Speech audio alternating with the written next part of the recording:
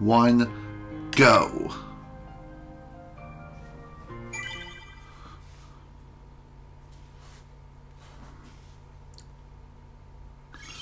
Hello there everybody, this is General Snivy and welcome back to more Let's Play Kingdom Hearts Chain of Memories.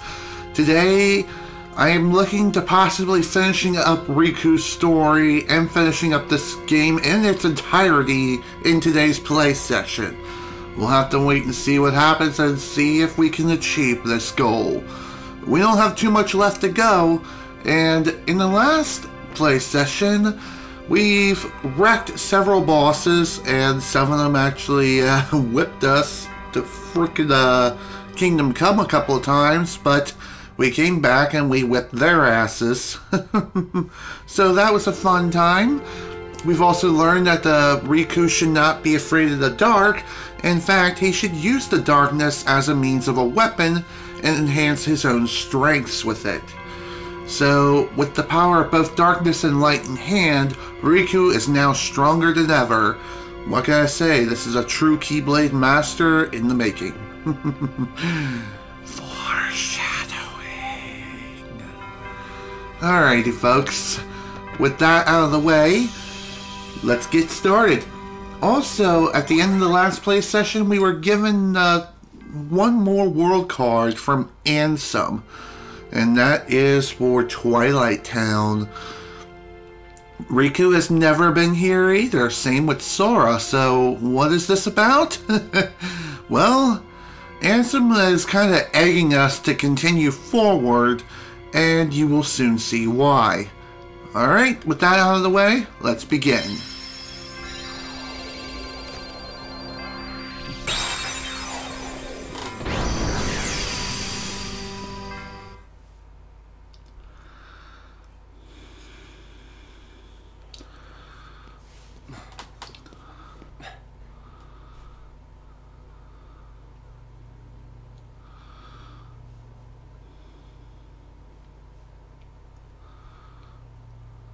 Where am I? What is this place? Oh, Your Majesty? You must battle me all alone. Against my dark powers.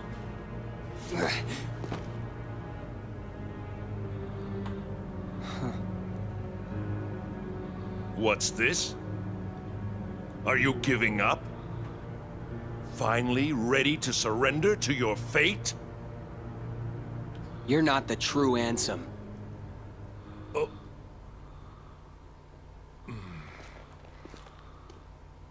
Your scent is different.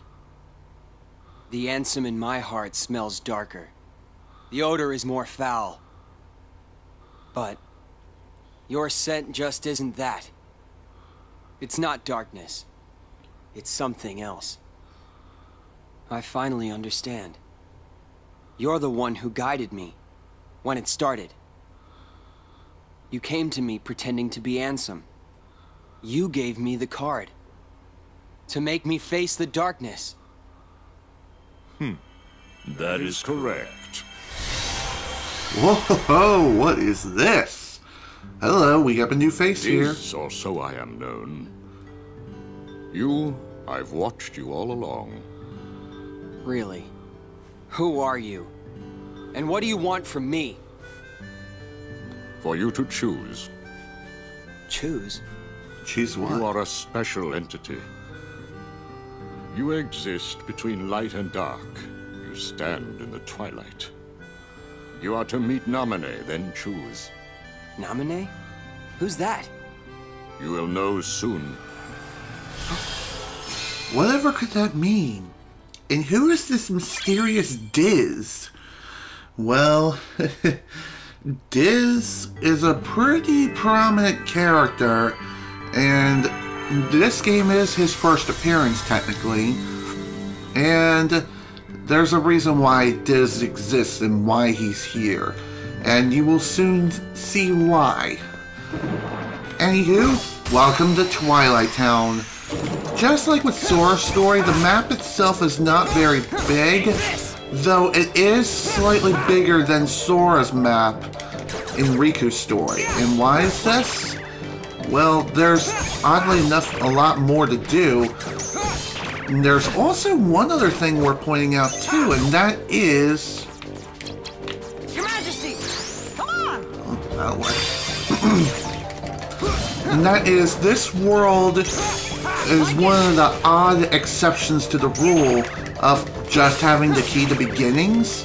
This world also has the key of guidance, so there's more than one key room door that we need to unlock.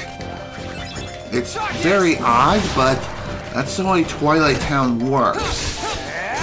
And once we open up the key to beginnings door, we will be fighting this world's boss, so...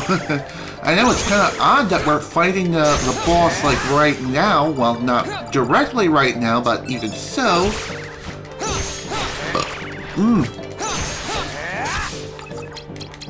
This'll work.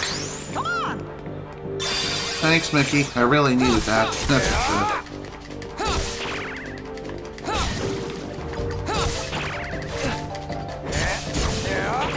Really? Alright. That'll work. Later, dude. And that's the end of him. So, like I was saying... Ooh, level up already. Wow. Frickin' sweet. I'm gonna raise HP. You never know. Sometimes it's better to be safe rather than sorry. So, like I said, this map is bigger than Sora's map, but still not a very big map whatsoever. It's actually in just a simple U formation. So, one thing you can do just to prepare yourself for the boss that's in here is just to set up these next few rooms and just simply work on leveling up a bit. I highly recommend making this next room, or the first room within Twilight Town, a save room. And you will soon see why. As for what I'm going to do, I'm going to go ahead and start setting up the rooms, so that way, once we finish up what we need to do, we can just simply race through Twilight Town as fast as we can. Alright. That was unexpected. Even so. Well, one thing I will definitely say, I have really been looking forward to this week. I really have. I've been looking forward to finishing up this game and moving on to another one. And I'm also very proud of myself for even reaching this point within such a short time frame. Usually JRPGs take me several months to complete. And that's with like a traditional Let's Play format. As for live streams, not so much. It only takes about maybe a month, if that. Well, okay, maybe this is just the oddball out. The other Kingdom Hearts games will take longer. That much I will guarantee. Like the first one, I know that one took me quite a while. I don't quite remember how long it took, but it did take me some time to complete. I would say at least maybe about 4 or 5 months. I don't quite remember, but I did go for 100% of the game as well, 100% completion, pretty much. What was considered 100%. Well, okay, no, it wasn't 100%. It was more so along the lines of finishing the game and defeating the optional bosses. And also constructing the Ultima Keyblade. So, there was that.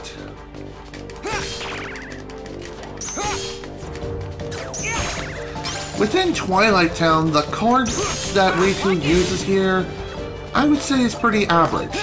Not too high of a roller, while more or less, it's more of a balanced deck leaning towards the lower card values, a lot of times. Why is it like this? I'm not entirely sure. I guess they just wanted to make things a little more challenging for Twilight Town, and I could definitely see where they were going with it.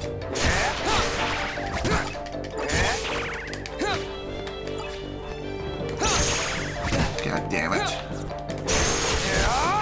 I still don't like the fact that such low-value cards are even in play here. This'll work.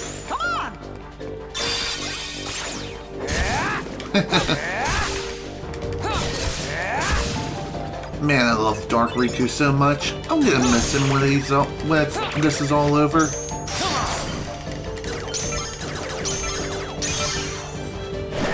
Later, dude.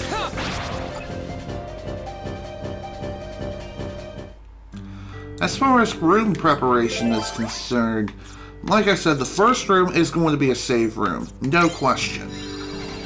As for the other rooms, that is a mystery within itself. I got so many freaking room cards, it's not even funny.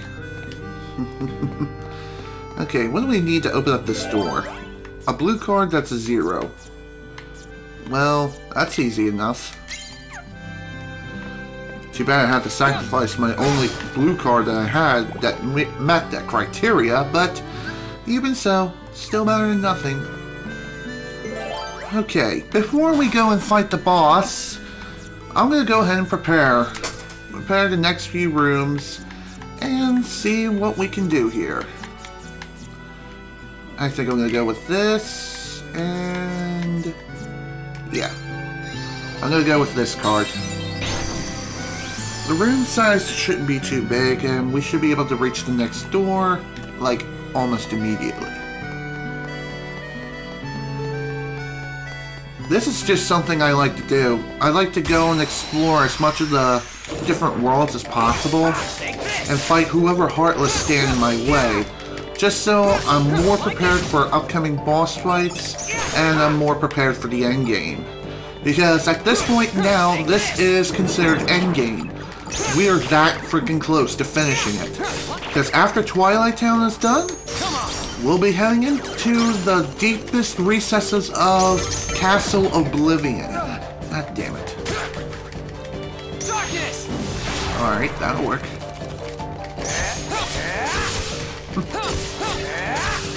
As far as whether or not to duel enemies here, do it. Duel every enemy you encounter here, or duel as many enemies as you can, and you should be fine. Your Majesty, come on! And everyone's dead.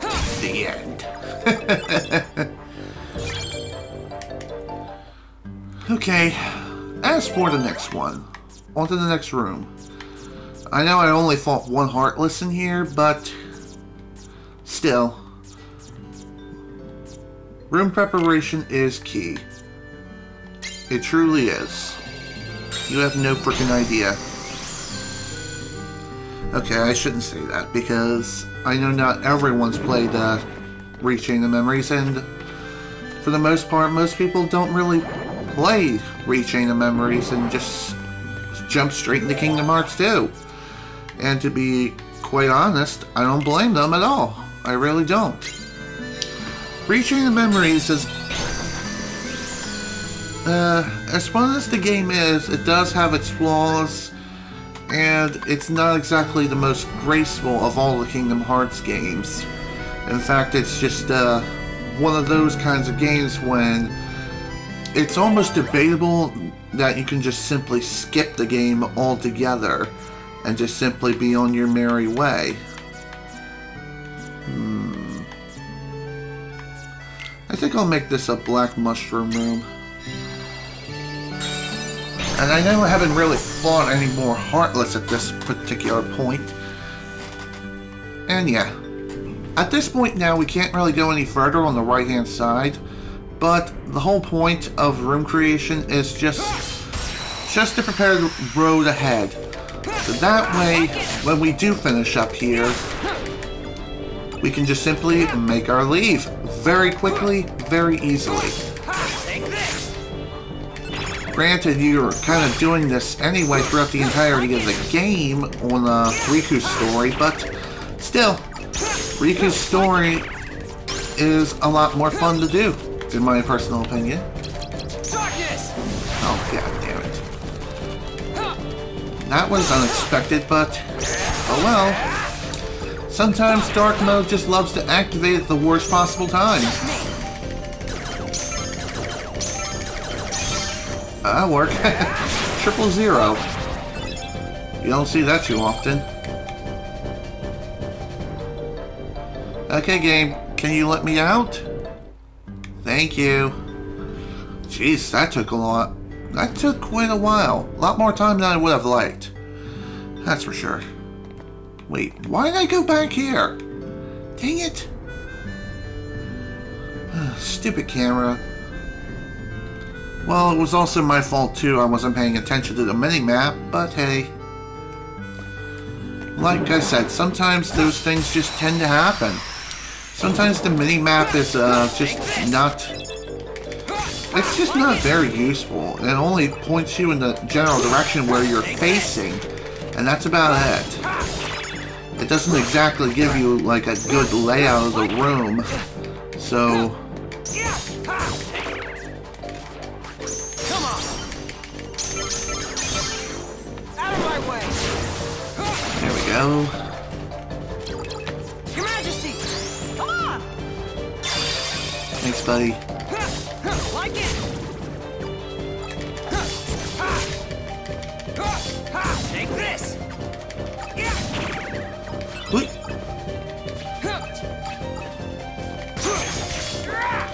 At this point now, it's all about preparation for the rooms, or for the road ahead. As we approach that much closer to the end game, our end goal is in sight. And there's not too much further left to go. Oh wow, another duel. Okay. That'll work. Everyone's dead. Now everyone's dead. Okay.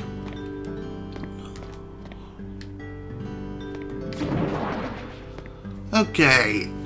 As far as the difficulty when it comes to the next boss is concerned, the next boss's difficulty is pretty dang high. And let me tell you, if you're not too careful, he will mop the floor with you. So, I do have a strategy when it comes to fighting him. And like I said, we will cross that road when we get to it, which will be relatively soon. Or, you know what? I feel like doing it right now. Let's go fight the next boss right now and get it done and over with. Because I think that sounds like the best idea.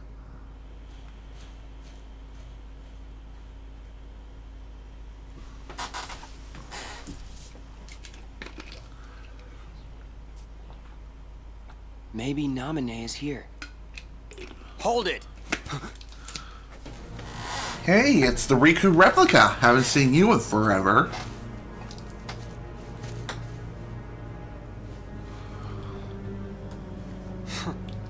You've changed. Your own darkness. It doesn't frighten you anymore. How can you tell? Because I'm you. No, I'm me. I'm me, he says. Must be nice being real. A fake like me could never get away with saying that. That's right. I'm a phony. A fake. The way I look, the way I feel, everything I remember.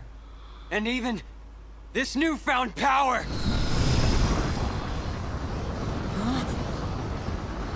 I thought by finding some new strength, I could finally be someone who's not at all you.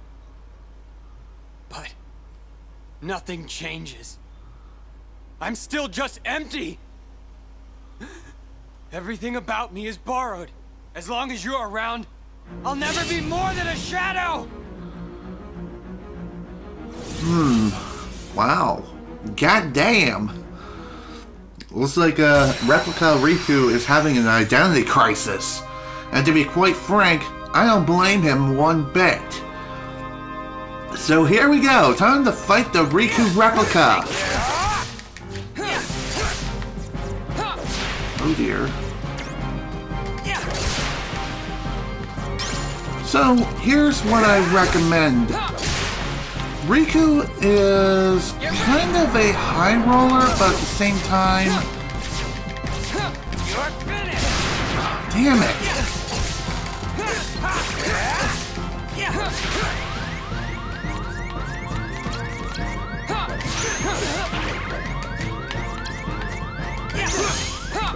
Damn it, man! That's what I was afraid of. God damn it. Damn that frickin' Riku Replica. He will wreck your face if you're not careful, so... I never even got a chance to go into my strategy yet. But my strategy is something like this. Break every card that Riku has, or duel him into submission. And... this'll work.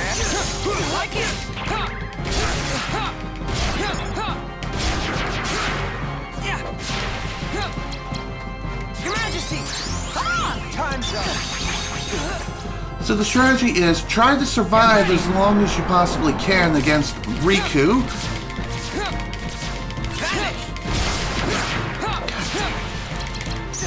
And if you happen to have the chance to execute a slate with King Mickey, do it.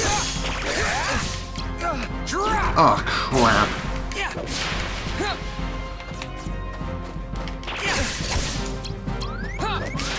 Like I said, survive until you can get into dark mode, which is not easy at all.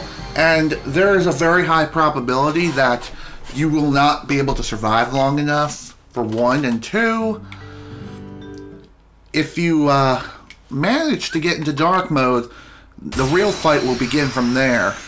And really, the fight will become exponentially easier if you manage to play your cards right. And no, I did not intend that to be a pun.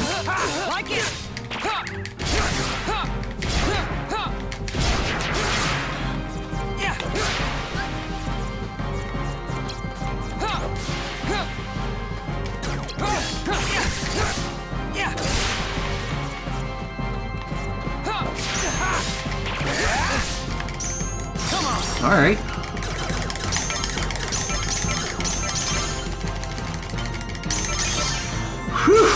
This one's mine. That was close. I'm surprised that even worked. But too bad I gave up my item card in order to fight him.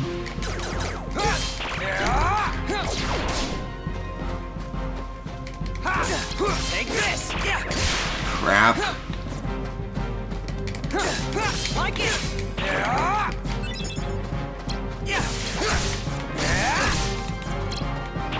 Damn it. Well... Get ready.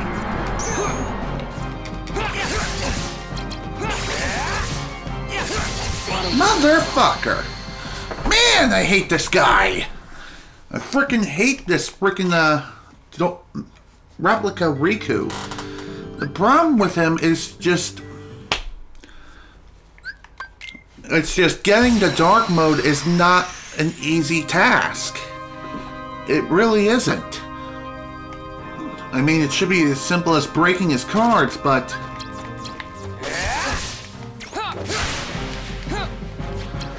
the problem is... he will throw down card after card and then sleights. Like it. Get ready. You're finished. Mother! Ugh! God damn it, Riku! Why? Why? Ow, my freaking wing! Jesus Christ! Damn it! Oh, that hurts. Been having this really bad pain in my right wing over the past few days. I don't know what the cause of it is, But it's really been annoying me, and I just pulled the muscle there. Has he really been that much of a pain in the ass?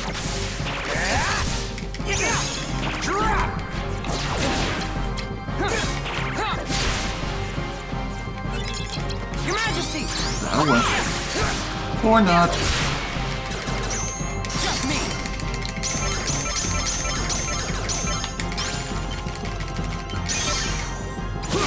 This one's mine!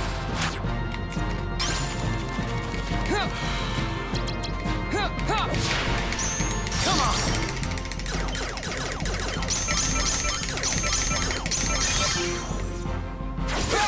This one's mine! There we go.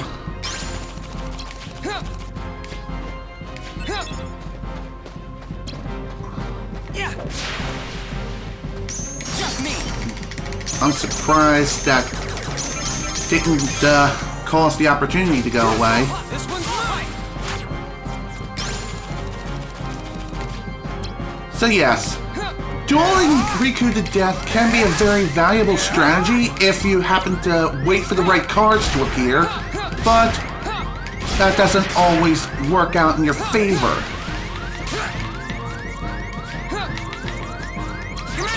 Knew it.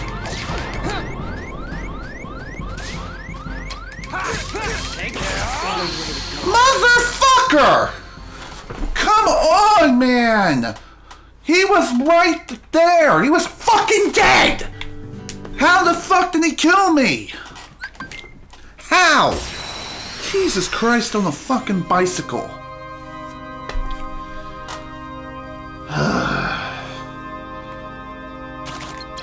Of course, bad timing has to be really bad.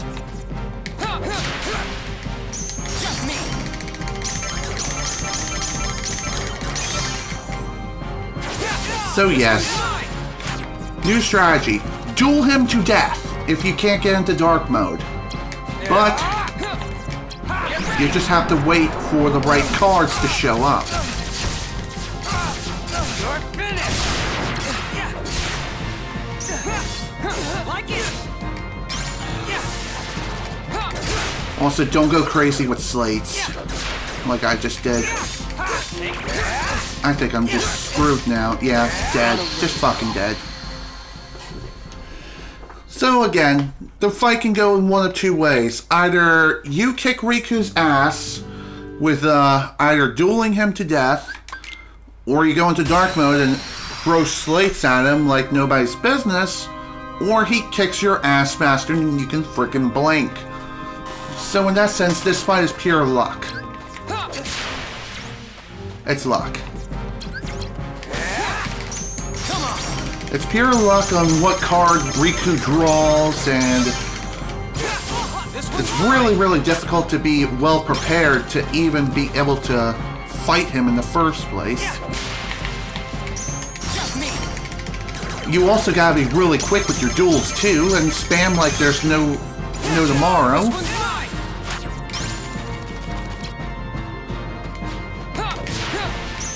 Thankfully, with whenever Riku throws down that interceptor card,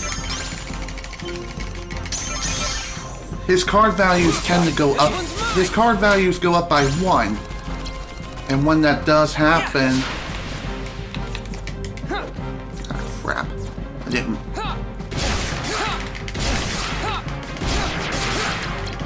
Every time.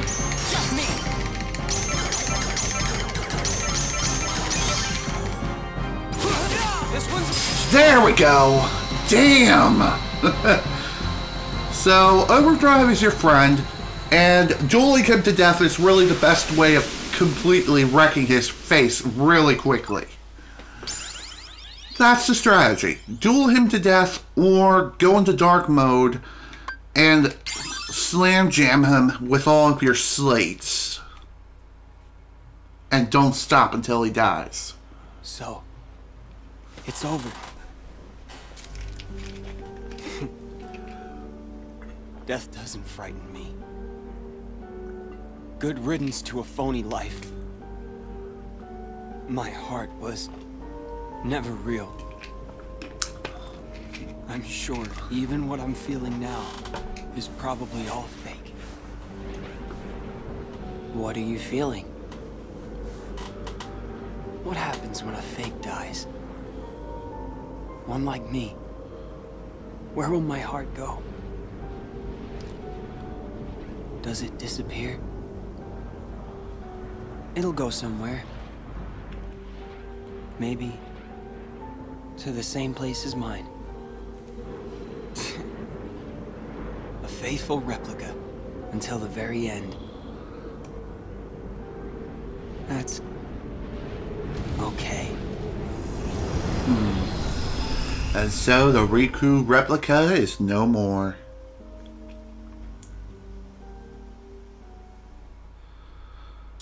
And with that, after he's defeated, we've obtained the Key of Guidance. The only other time that the Key of Guidance will ever make an appearance within this game. And really the only other time that the Key of Guidance appears in Riku's story. So, one of the hardest boss fights in the game has been completed. Fairly quickly and fairly easily, so that's good news. Now all there's left to do is just open up the Key of Guidance and then make our way out of here. Which should be a very simple task. Just gotta make sure we wipe out all the Heartless who stand in our way. Which is a very simple task. Especially with the sheer fact that Riku's power has grown that much stronger.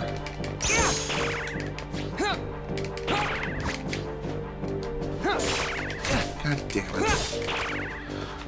Seriously, stop breaking every card I have! Jesus! Die!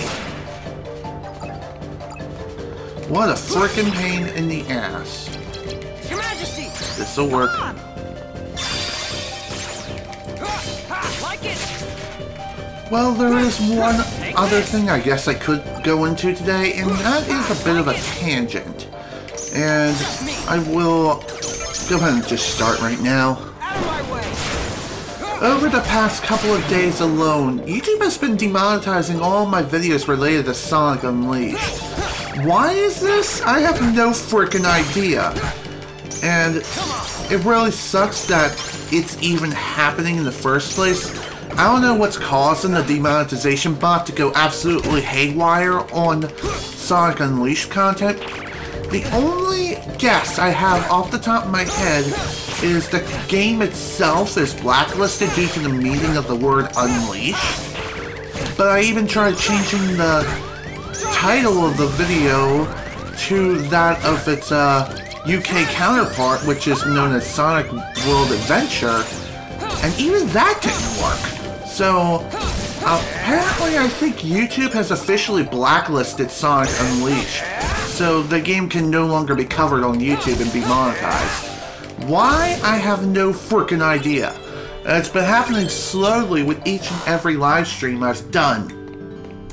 So, at this point now, 4 out of 7 of the live streams that I've done for the game have been demonetized. So, Session 7, and then Sessions 4, 3, and 2. All those videos have lost their monetization at this point, and I'm expecting Session 1 and Session 5 to follow suit, either later today or tomorrow at the latest. And because of this whole disheartening thing, I really have been thinking maybe it would be a good time to just simply say screw it, get rid of the playthrough I've done. In other words, take those videos down and just do a 4th playthrough of the game in the future. Like, try again. Because, to be quite honest, I've lost interest in the game, and that's why I never truly finished it. I mean, I finished the main game, but I never finished the extra content. Like, the hot dog missions, I never finished them.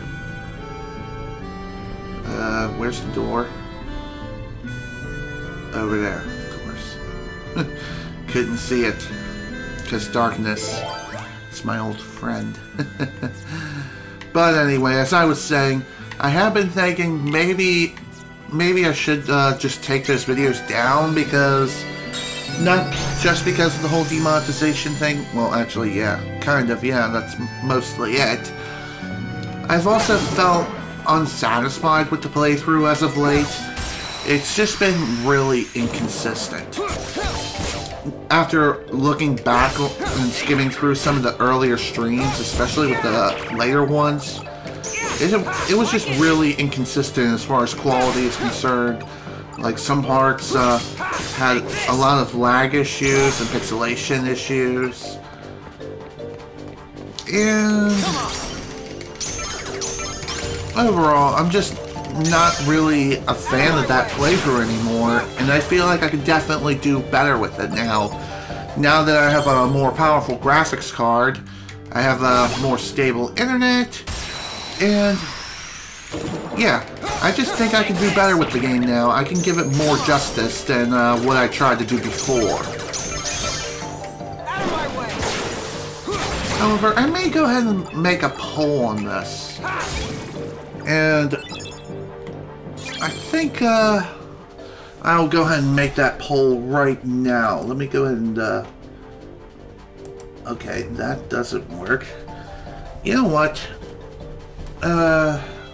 I'm gonna make a straw poll real fast. This won't take too long.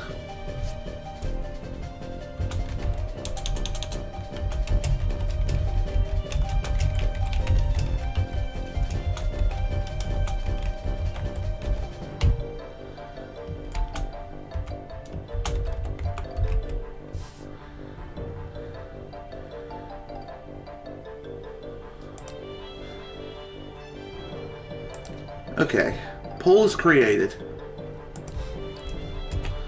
I created the poll, so I'm going to go ahead and share it here now.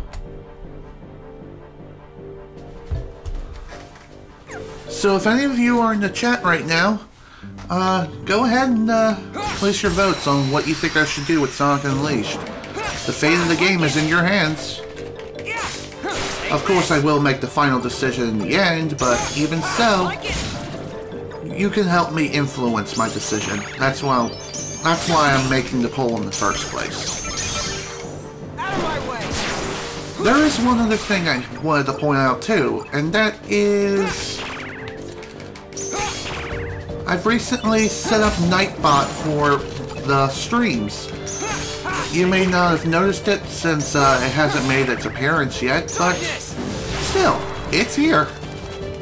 I've set up Nightbot so that way it can help moderate the chat a little better.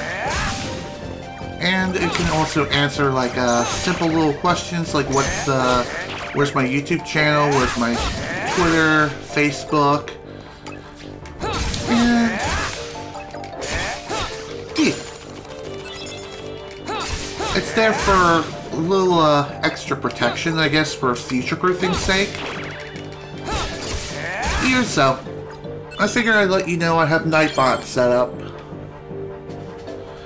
And the reason why I chose Nightbot, well, it's because it's the most popular, and I've heard of that I've heard of that particular chat bot more than any other bot that I've heard on the platform. So there we go. Nightbot is here, and it's going to be moderating the chat. Don't worry, it's not going to go too extreme, at least I hope not. I made sure to configure everything properly so that way it doesn't give any falsified timeouts or bans or anything. I tried to be as lenient as I could with Nightbot, but sometimes bots don't replace humans. Well, that's actually most of the time. Most of the time, bots just simply cannot replace humans. Simple as that. Alright. Time for this room. I only got 2 save cards left. And I think I better save them. Just so that way... That way when the when we get to the last world, I can easily create a save room if I need to. Okay. There we go. Time to finish this room. Not too much further now, and then we'll be finished with Twilight Town. Then we'll be proceeding onward to the inner workings of Castle Oblivion. And I'm really looking forward to ending this. I really am. I've been looking forward to it since earlier this week. Your Majesty! Come on! Like it! Take this! Like it! I'd forgotten to mention this too, but recently I did mention that I purchased a PlayStation 4 Pro, and yeah, I'm playing this game on the PS4 Pro now. So there you go. There's really not much of a difference at this point in time, but even so, I figured I'd point that out there. Playing it on the new PS4 Pro hardware, and from here on out, when it comes to certain games that are PS4 enhanced, they should have an option for 1080p 60 in the form of like stable mode or performance mode, stuff of that nature. And whenever the option is available, I'm going to take it. I'm going to use it and cherish it forever. That way, streams on the PlayStation 4 will be more professional looking, or at least feel more professional anyway. Like they haven't been already, but even so, there are so many new games out there that are getting PS4 Pro enhancements, and a lot of them do have that performance mode thing. Well, granted, the Xbox One X also has those kinds of features, but the thing is, with the Xbox One X, there's just not very many exclusive games that I really want for the console, and besides, I feel like PlayStation 4 is a better platform overall.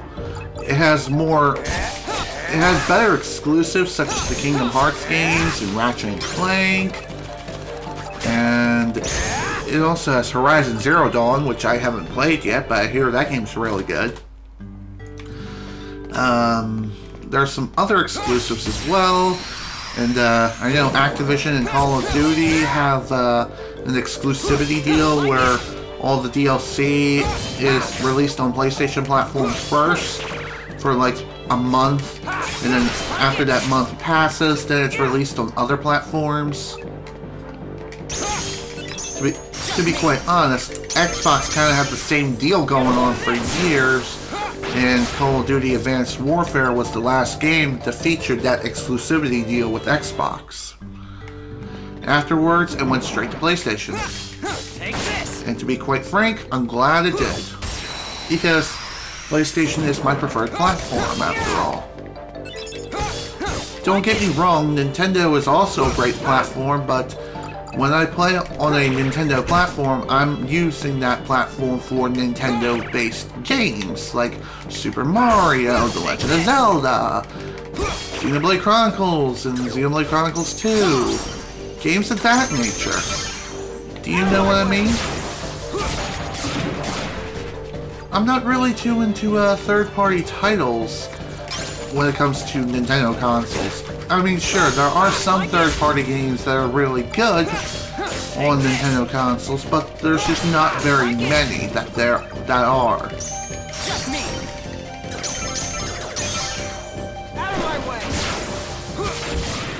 There we go.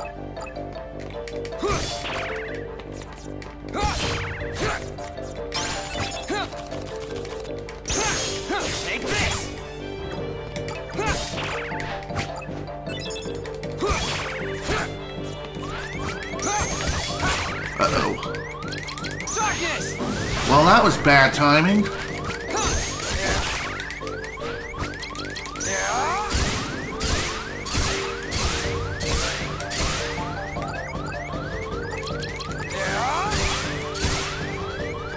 I really could use Mickey's help right about now.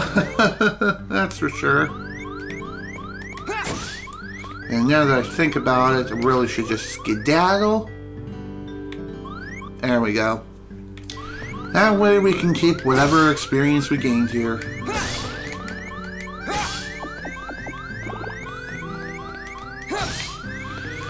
Whew.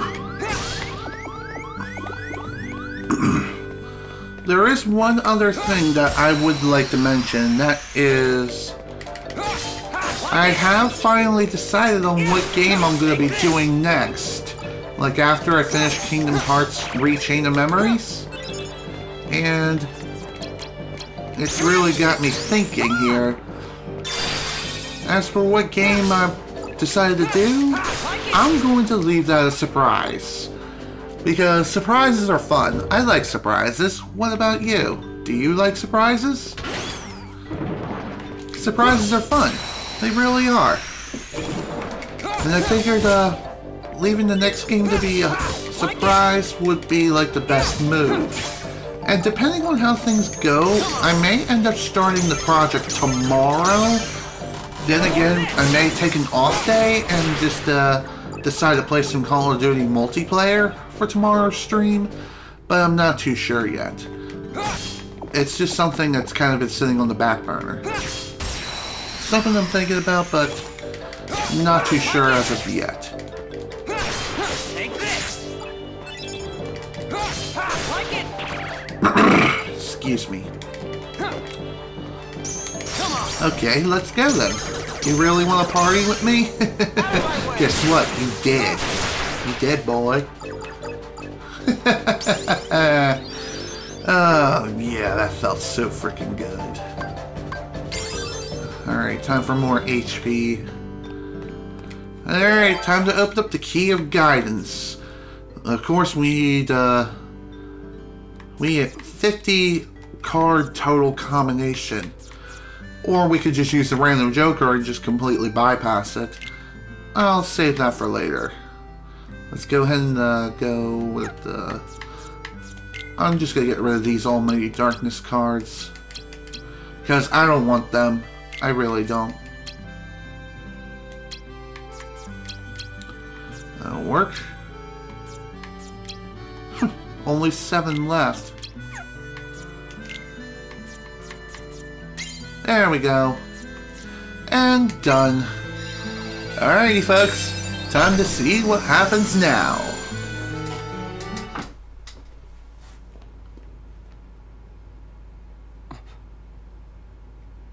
Hey, Naminé!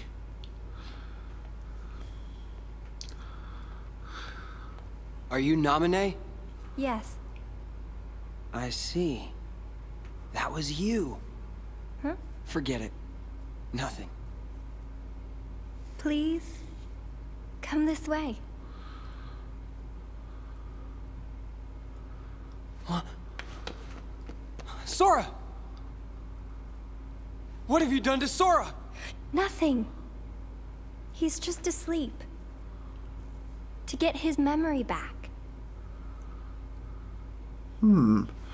Whatever could you mean? So, Sora chose to forget about this castle and get his old memories back? You have a choice to make too. Why me too? No one's messed with my memories. It's not your memories. It's your darkness.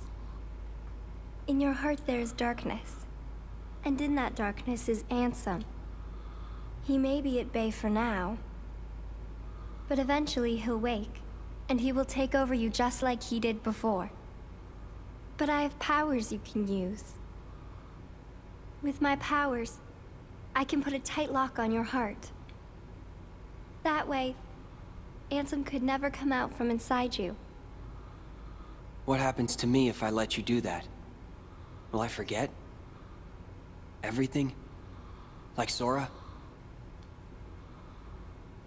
I'll have to. The darkness in you will be sealed tight just like your memory. You'll stop remembering the darkness. You'll go back to how you were. Riku, please choose. What will he do? This is quite He doesn't even look worried. Will I sleep like that too? Yes. Figures. Sora always did as he pleased. Whatever we'd be doing together, he'd find a way to slack off. Even trying to leave the islands. I did all the work on the raft by myself.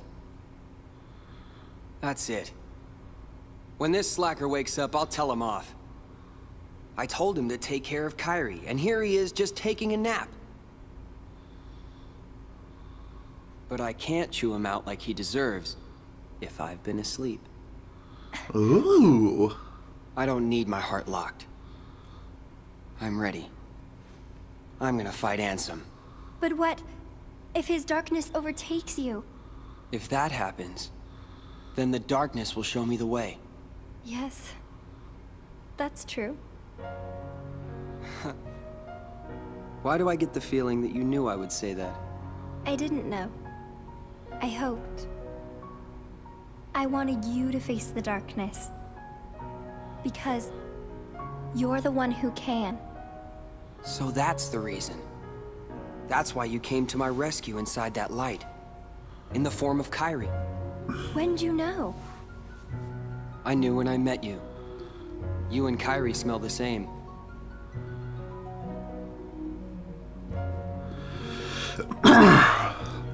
Look after Sora.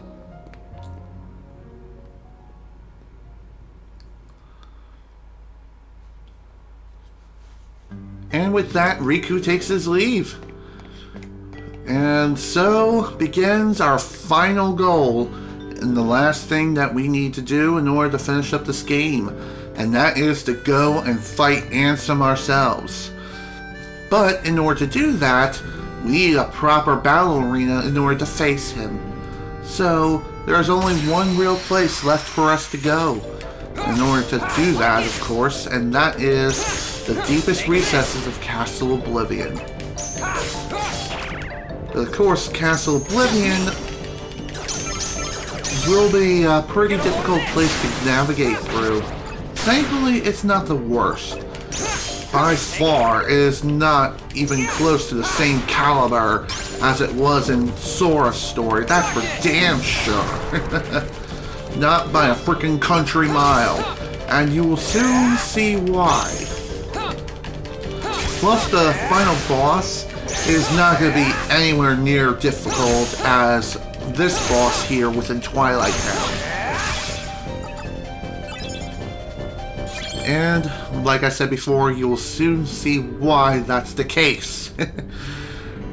I know that seems to be the theme of today's stream. You will soon see why. Even though I'm not quite exactly revealing everything that there is to know. Oops. Wait, why did I go back this way? God damn it.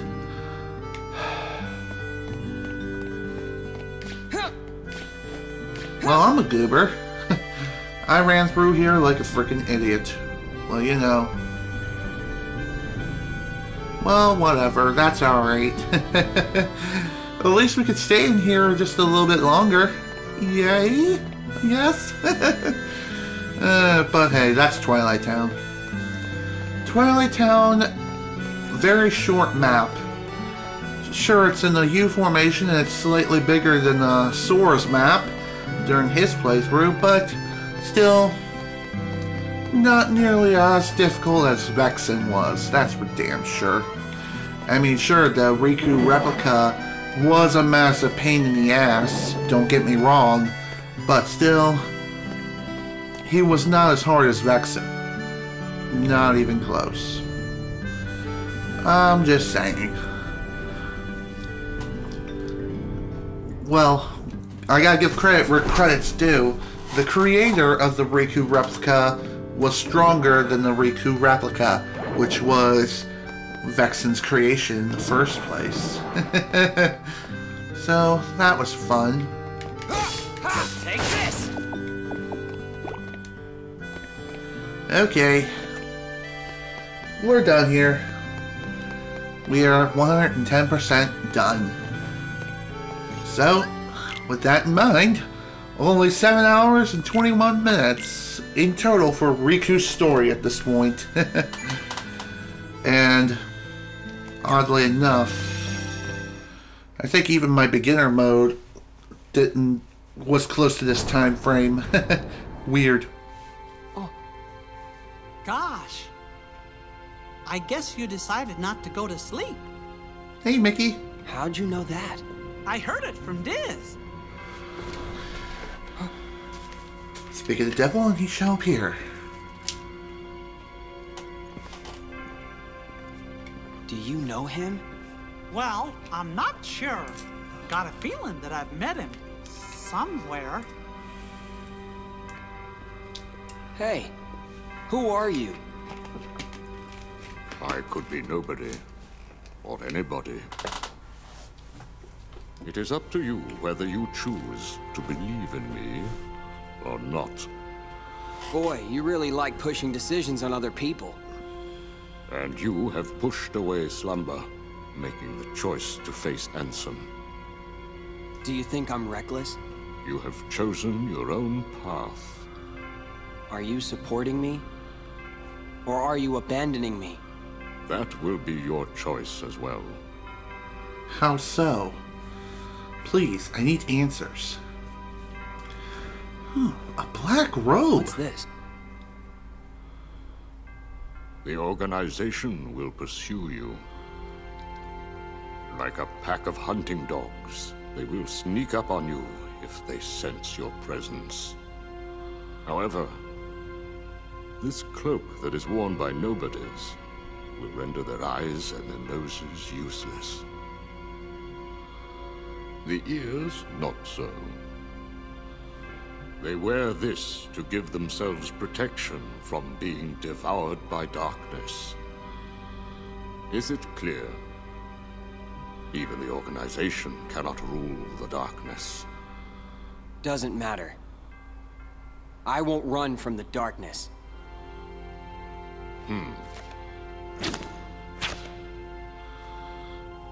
The card will draw out your heart's darkness. Finish your business with Ansem. Come on. Let's go. Together we ride.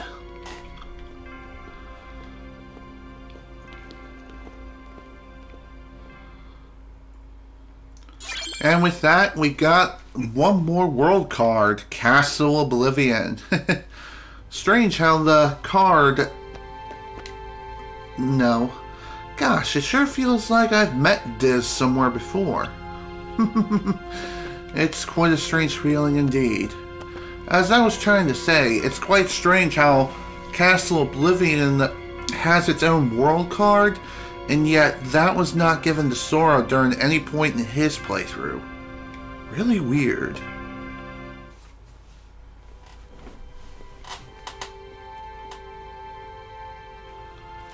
He said this card will draw Ansem out. Don't worry. We can defeat him together. Sorry. I've got to face him alone. But why? There's no point in doing this if I can't do it on my own.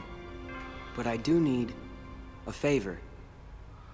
If Ansem is the victor, he's going to enslave me.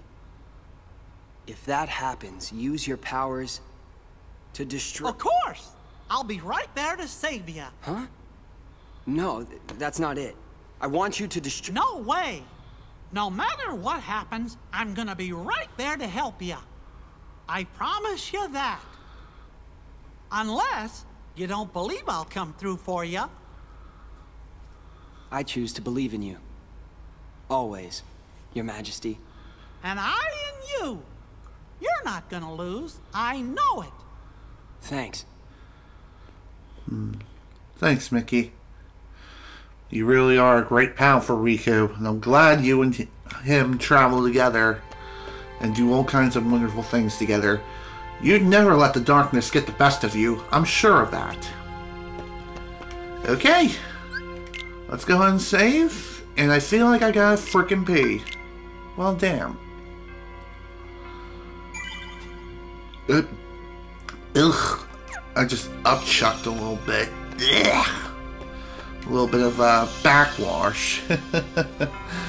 Okay. Well, with that in mind, only one world left. And that is the deepest recesses of Castle Oblivion. Time to charge right on in. And finish this entire adventure completely.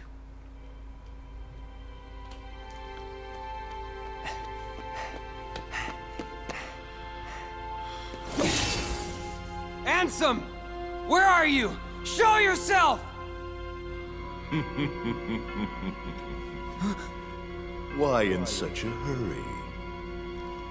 I'll be here at the very heart of darkness, watching you plunge into the same darkness inside of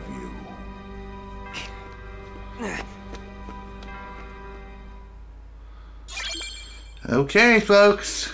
It's time to begin Castle Oblivion, the final dungeon in Riku's story. What was considered the longest dungeon in the entire game in Sora's story is now the shortest dungeon in the entire game. So in other words, there's only 2 rooms, not including this one. Just need to open up one door here and then one door here. And I know exactly how things are going to go. And of course, resistance within this place is going to be absolutely massive. You will be fighting the likes of these freaking Neo Shadows. And the best way to take them out is to duel them to death. Dueling Neo Shadows is really the only way to take them all out very quickly. It really is the best way.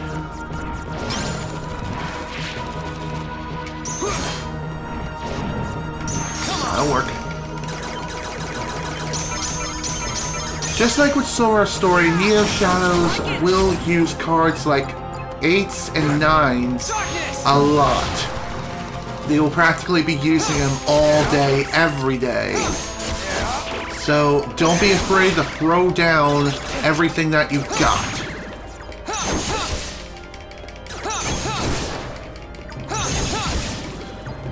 And of course, when it comes to enemies in the air, they will be quite a bit of a pain, especially when you're trying to take them out in dark mode.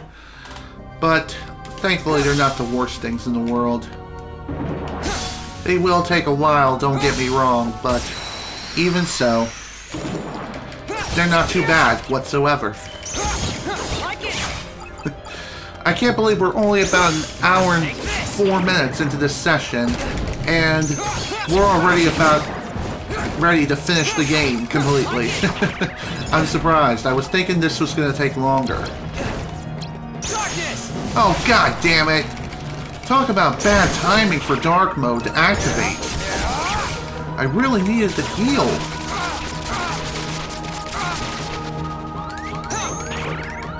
Oh. I didn't know this until just now. Apparently, while you're in dark mode, Riku can, essentially double jump, but not really double jump. It's more like a backflip. If you happen to double tap the circle button, he'll do a backflip. I think it only applies while he's in dark mode. Yeah, it only applies in dark mode. Not anywhere else, unfortunately.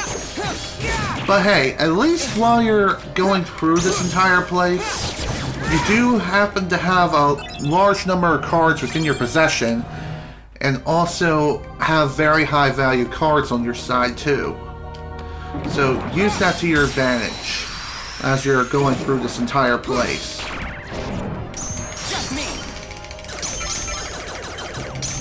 And also, do not be afraid to make a strategical retreat if you must, in order to survive like a near fatal encounter.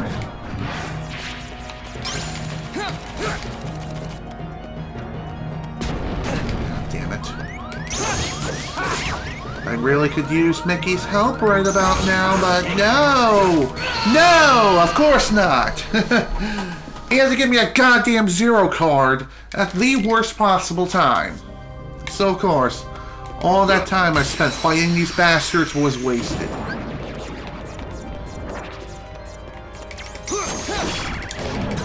Another enemy card that can be very useful for this place is definitely Warp Break. Due to its high success rate of completely and utterly destroying enemies and just warping them out of existence.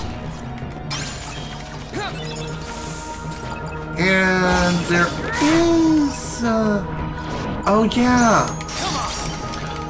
While you're going through Castle Oblivion, you do not get any exclusive enemy cards for the place.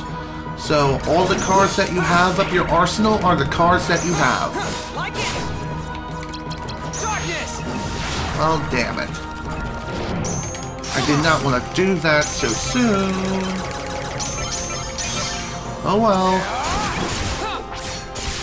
That's okay.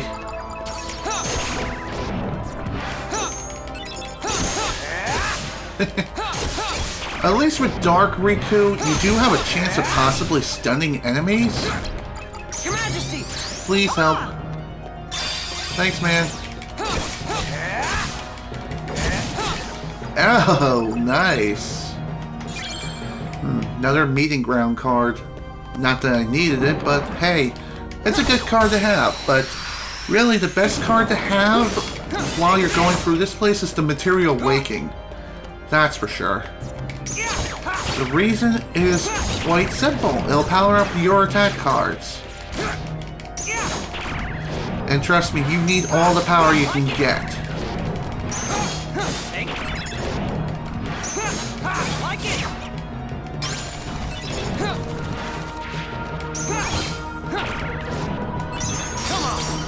That'll work.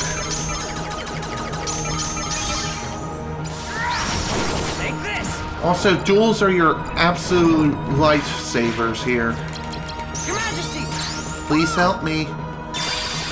I wish you would have helped me sooner, that way I wouldn't have died so easily back there, but no! Of course you didn't want to come to the rescue because sometimes you just want to give me useless freaking cards, and especially in a place like this, where having useless cards is a major detriment. It's bad. Very, very bad. Damn it. Still didn't kill any Neo Shadows.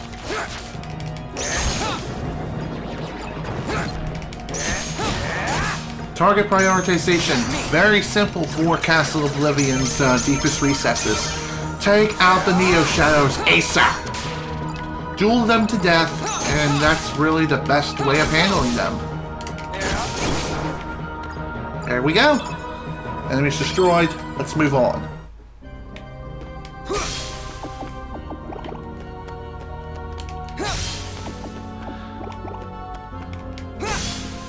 So, anyway, best thing to do in between each and every fight that you go through here, whack around the environment as much as possible, so that way you can acquire some HP orbs from the environment.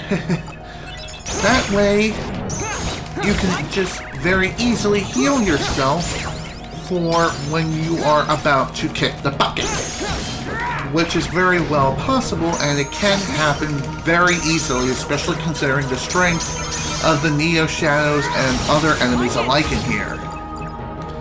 Another thing too, Castle Oblivion is really the only best place for Riku to gain levels very quickly. So this place is really the only place in which you can level grind. There are no other places where you can go, unfortunately.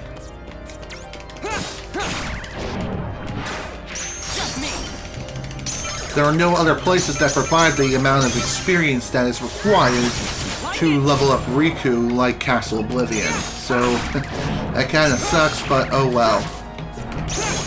Take this. Sure. Oh, damn it! I didn't mean to do that! I hit the wrong goddamn button. That'll work. Like it.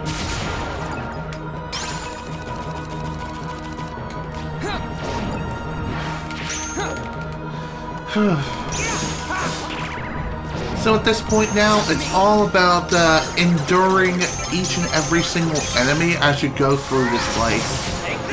Thankfully, the long haul that was the original Castle Oblivion Sora story is nowhere to be seen.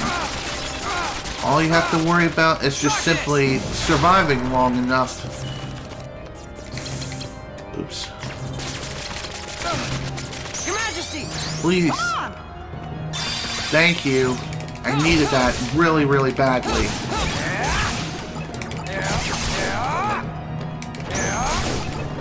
There we go. That was nice. Whew. So as I said, this place is really the best place to go to level up. You will be fighting some of the most powerful enemies in the entire game here. And really, that's the best way to go about it.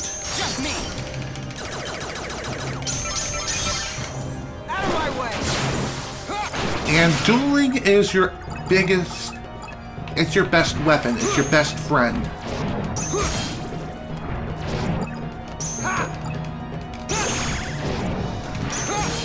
Take this! God damn! Talk about serious knockback.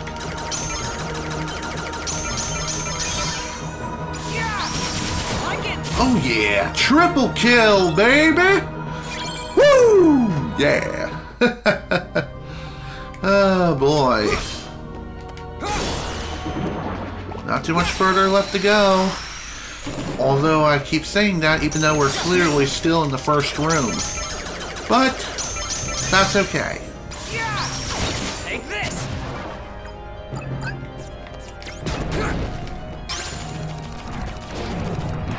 Come on!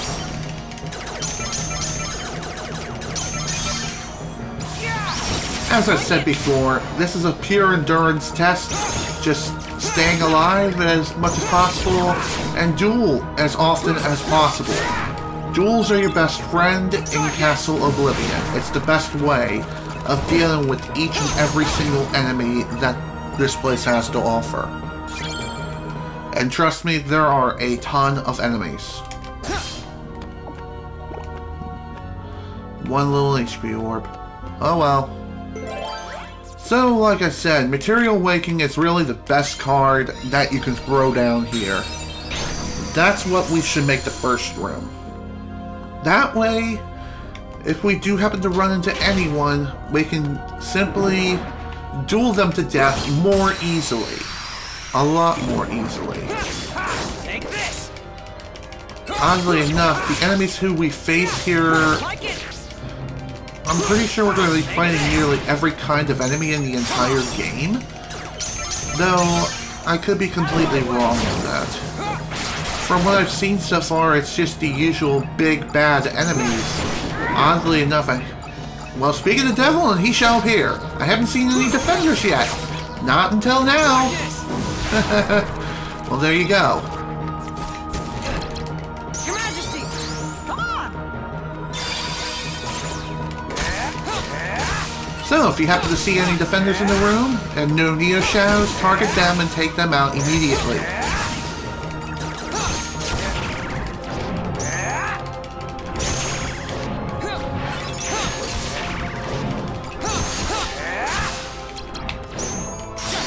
That'll work.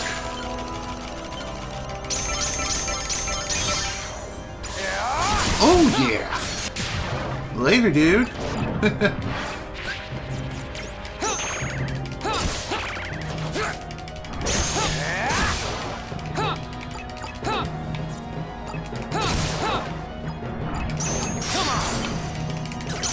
Time for you to die.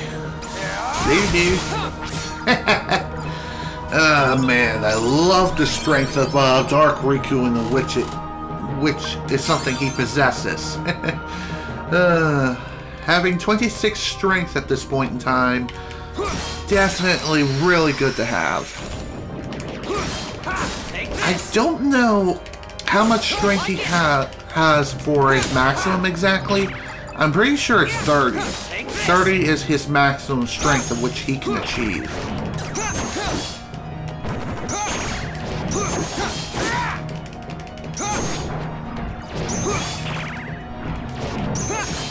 Like it!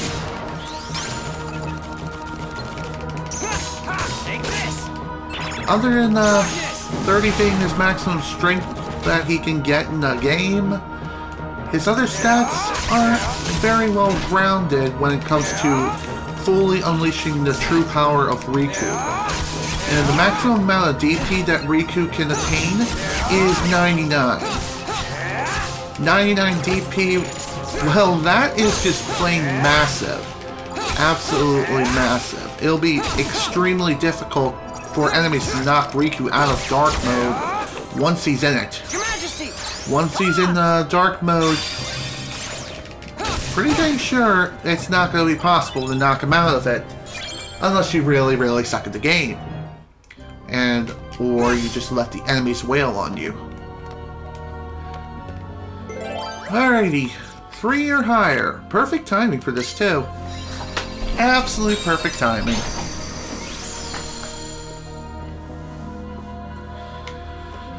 Whew. Well, here it is, folks. It's time to finally end Riku's adventure and end Rechain the Memories. Of course, I will show off what you get for 100% completion after this. Oh, there's also one more thing I've yet to show off. And that is, unlike Sora, who has Jiminy's journal for his journal entries, Riku has the D report. The D report, it serves as the same function as Jiminy's journal. It tells us Riku's tales of woe as he's made his way through the entire game. And Riku does not have as many cards that he has to collect in order to, well, complete his entire card collection. So there you go. Not too many cards, and they're practically given to you as you progress through the game, with the exception being the random joker. The random joker can really only be obtained from earlier worlds in the game. How early exactly? Like as early as the second world onward. Like the second, third world. Yeah, the lower worlds. So if you're trying to hunt down that card, go to some of the earlier worlds in the game and get rid of some unnecessary cards. After you do so, well then, you have a chance of possibly getting the random joker card. Speaking of random jokers, this door only requires 13 for a total. And we might as well go ahead and use it. Boom, and done. There we go. Like I said, the random joker just completely bypasses all criteria except for keycards.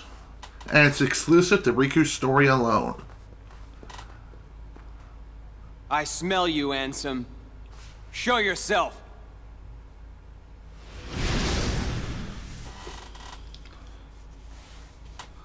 I have watched you fight. I know your strength. Your skill with darkness has grown. It has become more mature. I gotta pee. I'll be right back. Sorry. This won't take long.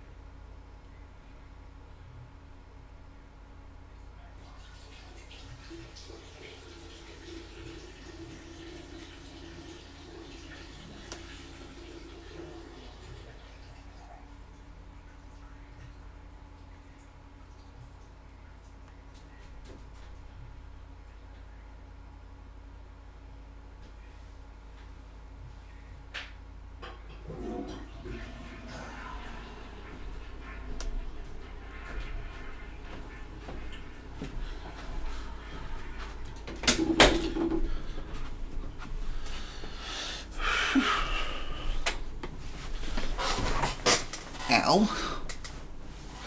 Okay, I'm back. And yet why? Why do you accept the darkness, but still refuse me? You know you and I are similar. We both follow where the darkness leads. Indeed, we are the same. So why? Does some part of your heart still have a fear of the dark? That's not it. The truth is,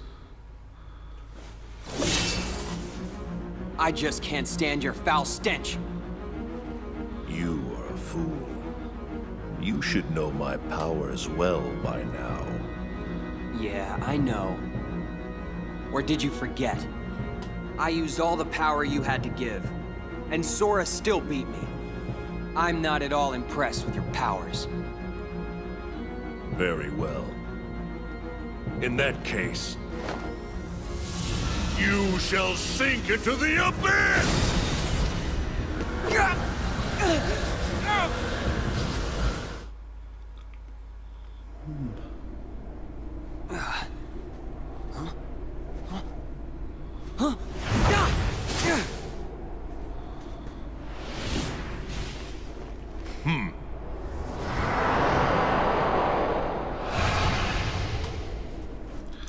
Alright folks, here we go! The final boss of Riku's story! And to be quite honest, this guy's kind of a joke. And that is just solely due to the duel system. So, strategy for this fight, duel Ansem to death. That is the best way of defeating him.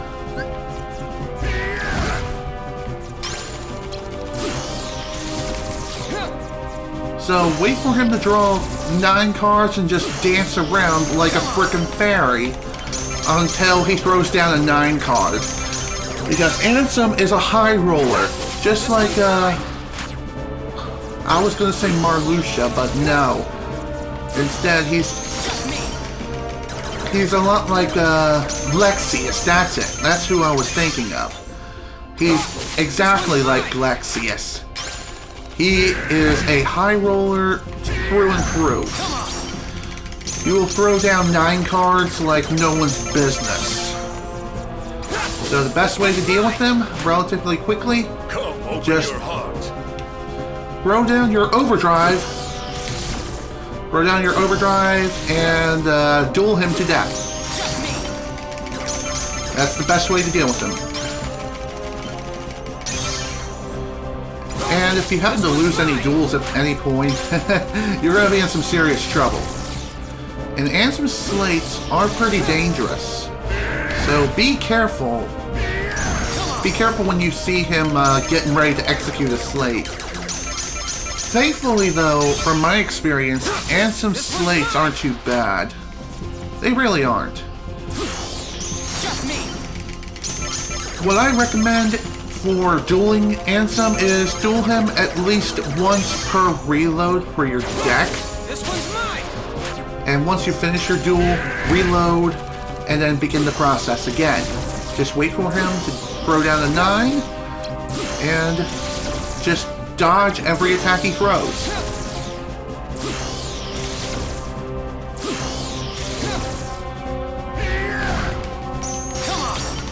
Just like that.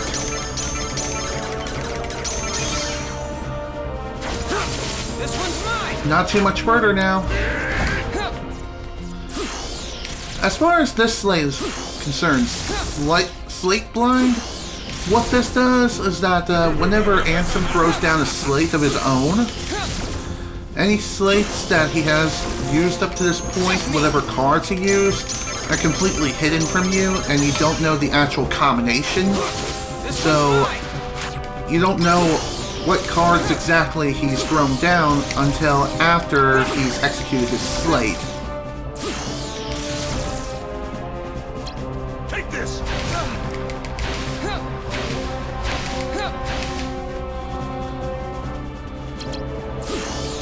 Oh crap. I did not mean to do that.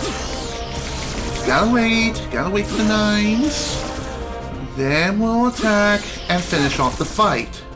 The final darkness is nigh. Oh dear.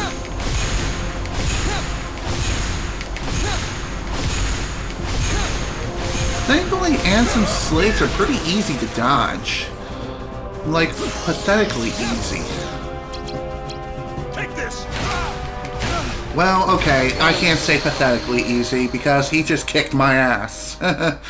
All because he refused to throw down a frickin' 9 card and let me finish him off. I mean, granted, he is the final boss, but even so, it's still annoying.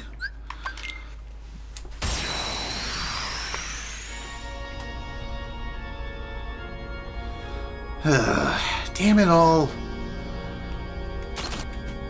But the strategy is the same. Just wait for him to throw down 9s. And then unleash all kinds of hell on him. This one's mine. Combine that with your overdrive card and... well, you can make pretty quick work of Ansem. Pretty quick work.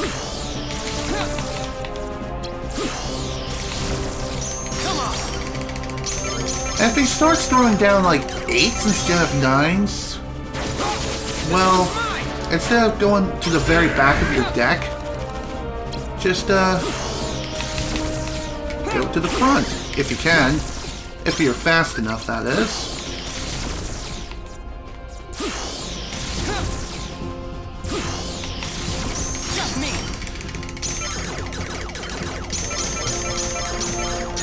There we go. This one's mine. Like I said, duels deal quite a large sum of damage against Ansem.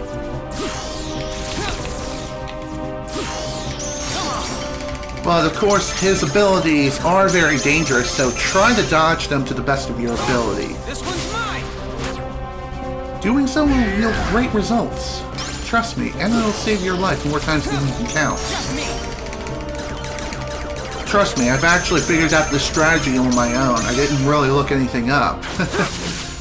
I just noticed the way he's been playing his hand, what cards he uses. Damn it. Wrong card.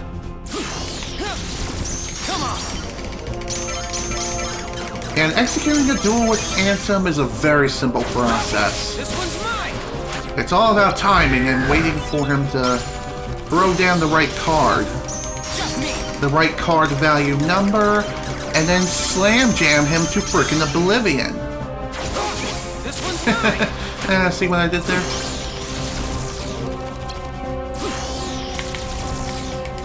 Damn it.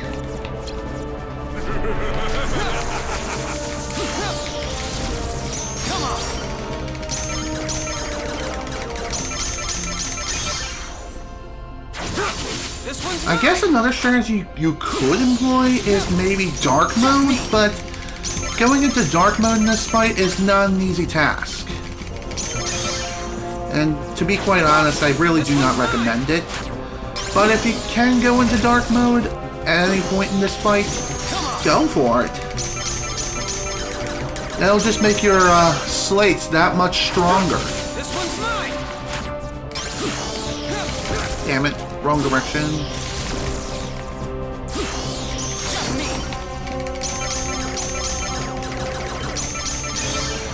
So yeah, very, very easy, but of course, predicting what he's going to do is not so easy. And waiting for him to throw down the right cards is also quite an adventure within itself. Oh, damn it. That'll work.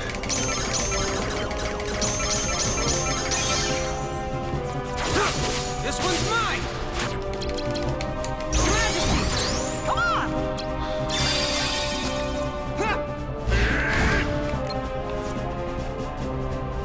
The final darkness is nigh. Oh, really? Is it really nigh?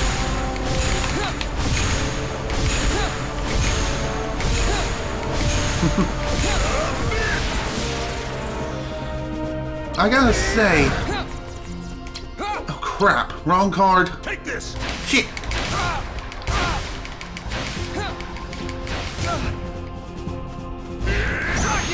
That'll work. Take this! Motherfucker! God, again, it's all because he didn't throw down the right fucking card. Plus, when I went into dark mode, he executed his own goddamn slate and just fucking wrecked my face. I'm telling you, Ansem is not hard. He is not hard at all. It's just when he's just so freaking close to death.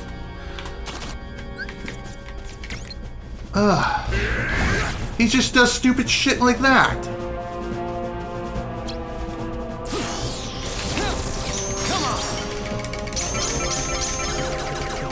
I'm telling you, Ansem is a high roller.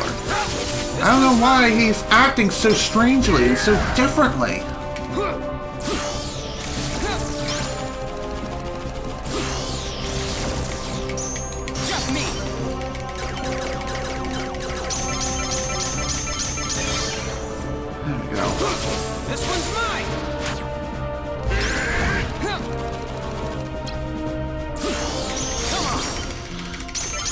As of late, it seems like Ansem is tending to throw down 8s rather than 9s. Why is that? I have no freaking clue.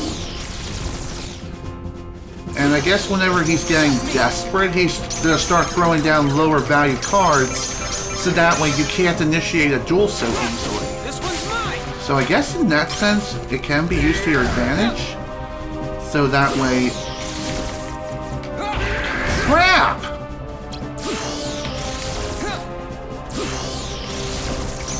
God, I really suck at freaking micromanaging my cards and trying to dodge his attacks. It is a really, really big pain in the ass. It really is.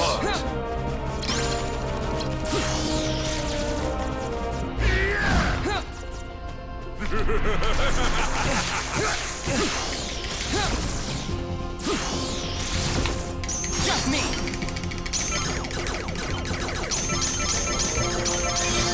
Okay. This one's mine. Come on. That'll work.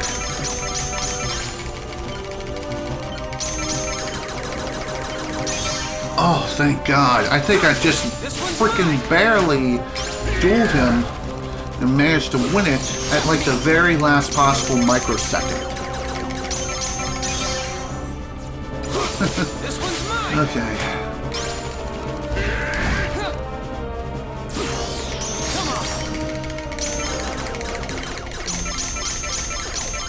Just a little more. This one's mine.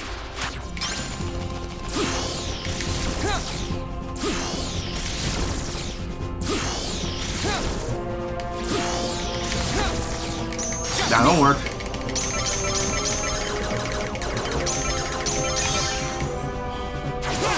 This one's mine.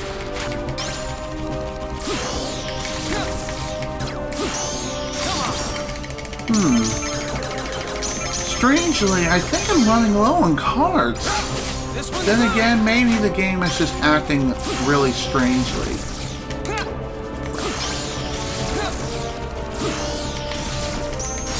That'll work. Please be the end. Thank you! Woo! And there we go, folks. That is the end. And there, oddly enough, is no second phase for Riku's final boss. Once Ansem's taken out, that's it. He's done.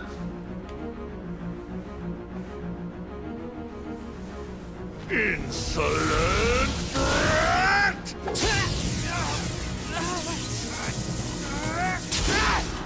Ansem!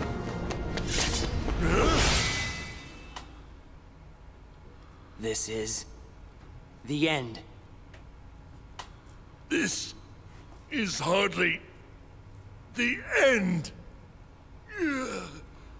Your darkness, I gave it all to you. My dark shadow lingers. Someday, I will return! And just like that, Ansem is defeated. Sure, he unleashed a huge wave of darkness. Kairi.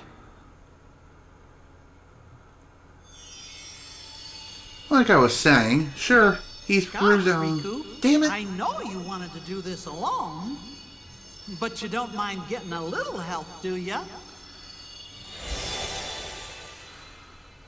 Thanks, Mickey. Thank you for coming to our rescue.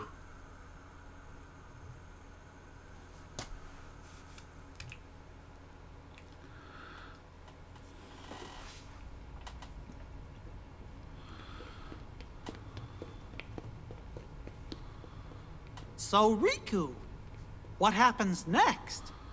Are you going home? I can't go home. Not yet. It's still here. It's really faint, but I can sense him. So, I think his darkness may still have a hold on me. Your darkness belongs to you, just the same way your light does. Up till now, I thought darkness was something that should never exist. Then, I spent time with you and changed my mind. The road you chose, I didn't know. Light and dark. Hello, Working back Show to Wario. back. Welcome to the stream. With you, I think they might meet in a way nobody's seen before. Wonder where that road leads. I'd like to see myself. I'd like to walk the road with ya.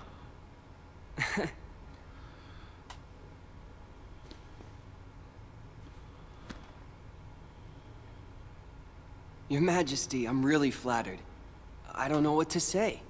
Gosh, Riku, you know you don't have to call me that now. We're pals.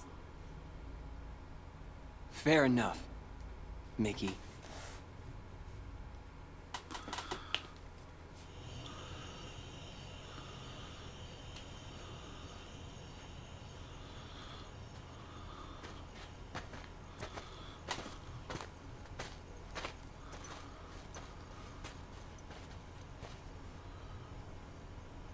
Hey, Diz. What's up?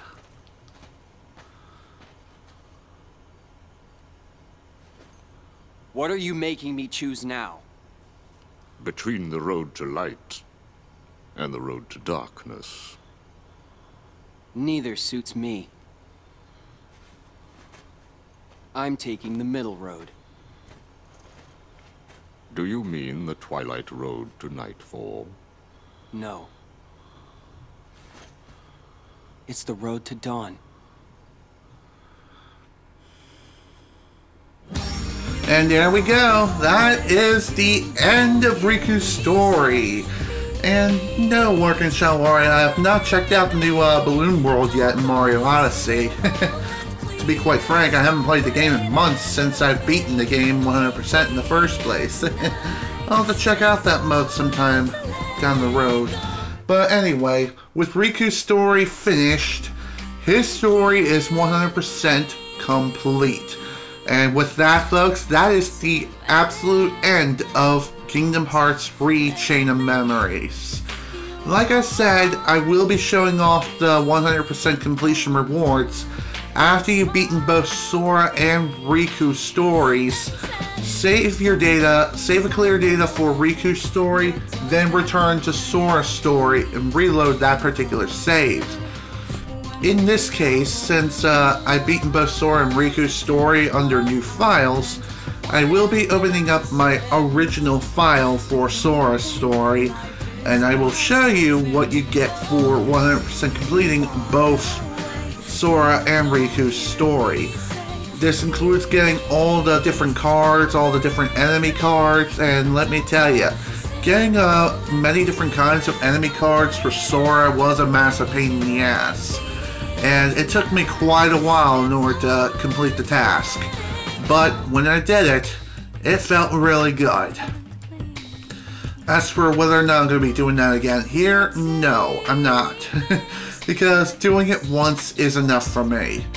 And besides, I have the save file to prove that I did it. So, why the heck not? I'm just going to be showing off what you get and the final reward you get for 100%ing both Sora and Riku's story. You don't have to get all the trophies in order to achieve total 100% completion, but I went the extra mile and I did it anyway because, well, I figured, why the heck not? The trophies themselves are pretty easy to get, and most of them you do get for just simply playing through the game. And there are some you do have to go out of your way for, such as going for the undefeated trophy, which involves just simply playing through the game and completing it without ever using a continue. So if you happen to die, you would just have to simply reload your save data instead of hitting continue. So there. That's as far as difficulty is concerned, in my personal opinion, it's easier to complete that particular trophy with Riku. So if you're going for the undefeated trophy, play through Riku's story because you can get through that really, really fast, and his story is far easier in my opinion. Sure, you don't have the same flexibility as Sora, but what you gain in return is definitely something really, really massive and very, very helpful in the long run, such as access to additional enemy cards, and also the duel system, and yeah. If you want to go for that undefeated trophy, use Riku and play on beginner mode. That way you can you don't have too much of an issue with the game whatsoever. Enemies are a pushover, and you can completely wreck face and kick ass within a matter of hours. As far as how many hours are concerned, you would have to deal with in order to possibly complete the game and get that trophy in particular, I would say maybe around 4 hours, maybe 5. It depends on how speedy you are through the game. And whether or not you skip cutscenes is another thing altogether, which is something I do highly recommend if you happen to be going for said trophy. And at this point now, we get to see more of the mysterious Roxas, and apparently he's friends with Axel. Yeah, there you go. Roxas and Axel are BFFs, and we will learn more about their friendship and more as time goes on. And so, after a quick journey through, Riku returned to Castle Oblivion and Sora sighed. This time with a blindfold. Why is this? Well, all that and more will be revealed within the next game in the Kingdom Hearts series, which is considered by many to be one of their least favorites, and that is Kingdom Hearts 358 Over 2 Days. Beyond the Path Without You is a forgotten promise to keep. We may have walked side by side, but now we must go back to back. Go on back to back. And though our paths may not pass, all paths are connected somewhere. When I arrive at where you are, we may not appear to be as we were. But we'll make another promise to keep. And that promise will be shared and explained within Kingdom Hearts 2. So with that, after beating the Riku story on Proud Mode, once again you get a battle report. And you essentially get the same sort of ranks, depending on game completion. So, game level is, of course, Proud Mode. D report covered is 100%. Our card collector rank is one who reigns over the cards. So that's the highest rank you can achieve in the entire game. Enemies defeated, we defeated 2,063. Rapid breaks, it was 393 times. Card duels won, we won 92.21% card duels, and my god, that is a very high percentage. I gotta say, that is really, really massive. And the number of times dark mode was activated, 84 times. And clear time is 8 hours and 9 minutes. Probably the fastest completion time for the Proud Mode playthrough of Riku's story I've ever done. I am dead frickin' serious. Heck, it's even faster than my beginner mode playthrough of Riku's story. Holy crap. And yeah, the whole reason why Riku's story here was much longer than this one is because I didn't level up all the way to level 99 for Riku's story here. So with that, that officially makes things completely done. Pretty much. After beating Sora's story and Riku's story, you will unlock a theater, which here, if you go here, you can view all the cutscenes in the entire game for each respective character's story. And in order to unlock Riku's theater mode, you just simply have to play through his story until completion.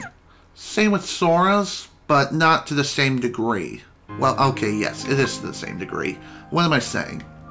So, like I said, there is one last thing that I have to show off. And that is, once again, here, within my original save file. There is one more thing I have to do. And that is to warp back to Castle Oblivion. And I've also got to create one more room within Castle Oblivion. But of course, I will show off all the cards that Sora has. And as I previously stated, pretty much gotten all the cards in the entire game for his collection. It's nearly 100% complete. Even though it says it's 100% complete, we're not quite done yet. There is still one last card we have to pick up. And this can only be acquired once you've beaten the game once. And I gotta make sure I have the right deck equipped, which I have named Normal, Final Boss, and Tactical Nuke. The Tactical Nuke deck, I've used that for level grinding purposes throughout the Destiny Islands, and I will definitely show that off. But first, there's, of course, the last card we need to pick up. So I'm going to ignore everyone here, go to this door, and create a calm bounty room. And like I said, you can only acquire this card once you've acquired all cards in both Riku's and Sora's story, including enemy cards. So our final reward for Sora's story is the gold card. The gold card is an incredibly powerful card, but it has a very, very high cost value. It allows premium cards to be reloaded, and its limit is 5 reloads. The cost to equip it is 99 CP. And, of course, the maximum CP you can achieve in this game is 1,625. As far as other stats are concerned, when it comes to Sora, his maximum HP can go as high as 560. And all the sleights have been learned. We got a Sliding Dash, Stun Impact, Strike Raid, Blitz, this move, Sonic Blade, Ars Arcanum, Ragnarok, Trinity Limit, Fira, Firaga, Blizzara, Blizzaga, some of the usual spells including Gravira, Graviga, Stopra, Stopga, and then some other moves like Warpinator, and eliminates the closest enemy. Not always successful, but you lose out on experience. You also have Warp. Okay, that's the one I was talking about. Warpinator is like a worse version of Warp, I think. Okay, Blizzard Raid is like it's like Strike Raid, but with a Blizzard element. Synchro sets surrounding enemies' HP to that of the target. Not too useful of a move. It's tactical, yes, but is it really the most powerful move in the game? No, not by far. Of course, Fire Raid is just like Strike Raid, but with fire. Aqua Splash. How this works? Spray melted ice at the enemy over a period of time, inflicting ice damage. And To activate it, you need a Blizzard, Fire, and Aerial. And you use the left stick to control the direction of the attack. And next, we have Terror. Okay, we've seen that already. Gifted Miracle. I think we got that already. Oh yeah, we got Bind. Hold enemies in place. Enemies can still attack from their positions. Pretty useful move, especially when you're trying to make a quick getaway. Okay, Homing Blizzard was like the last slate I needed to get from a treasure chest. Here's how it works. You need a cast a Blizzard spell that seeks out the targeted enemy. You need Aerial, Blizzard, and another magic card of any kind. Of course, we have Quake. I think we've seen that already. Teleport? I don't think we've seen this one yet. And to be quite honest, I'm not really planning on showing off every single slate in the entire game, but of course I will show off what these slates are and how they work. Confuse. Temporary confuse enemies so they attack less often. You need Genie, Tinkerbell, and another summoning card. Pretty hard combination to get off, to be honest. And of course, Fire Raga Burst. Very, very powerful. Shoot a large ball into the air and rain down small fireballs over a wide area. You need 2 fire spells and Gravity.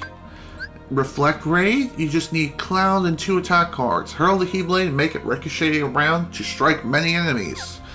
It's a bit random, but still pretty damn powerful if it's executed properly. Magnet Spiral, pull multiple enemies closer before attacking them. Not too useful of a spell in my opinion. Lethal Flame, stop time and deal multiple blows on an enemy. Very useful, yes, but I didn't really use it all that much. Now here's Tornado. I think we've seen that already. Freeze is something we haven't seen. Freezes nearby enemies. Attacking a frozen enemy deals greater damage. You need 2 Blizzard cards and stop. And then there's Judgment. Hurl the Keyblade towards the enemy for multiple attacks. Kind of like Strike Raid. You need Aerial and 2 attack cards. Holy. Inflict damage on the targeted enemy and all surrounding enemies. Mega Ether, Mega Elixir, and 1 additional attack card. Not really something I like to use because of high cost.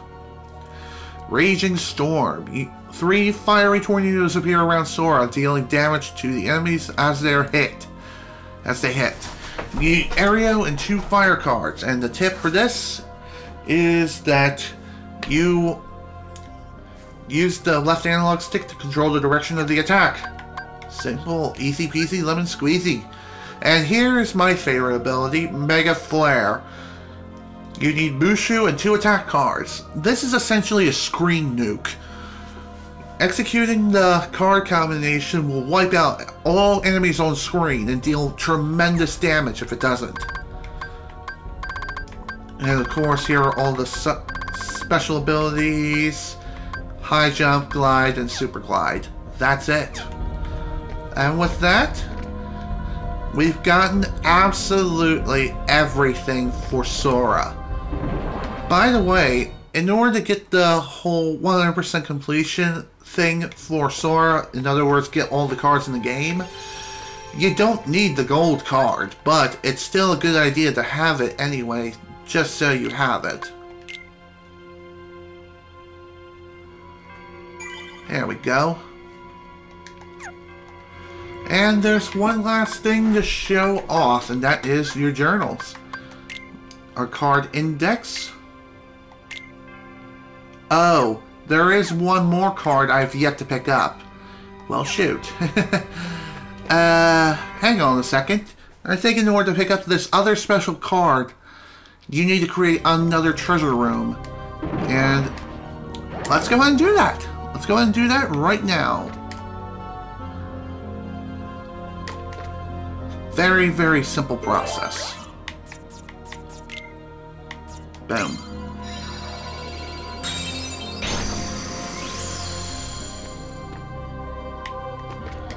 And in here should be our final reward, for real this time. Right? Yes, the Platinum card! And with that, that's it. That's the last card in the entire game. The Platinum card prevents any damage to be received for 20 attacks. So in other words, you throw down this card and you will be completely invincible. But of course the high CP cost is 99. But that's it. That's the very last card you get for 100% completion.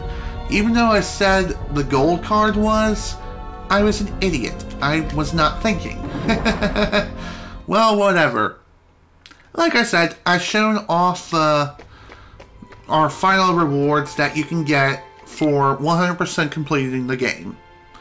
You get the opportunity to open up 2 more treasure chests. Of course, you have to create separate rooms in order to get those chests, but even so, you get 2 incredibly powerful cards. So, that's it. And with that, here is the final card index. And after obtaining every single card in the entire game for Sora, his rank is different from Riku's. Instead of being the Lord of the Cards, or the ruler of the cards, he is just simply known as Card Master. And at this point, you can use this as a means of a guide. Like, look at the pictures and see what cards you're missing.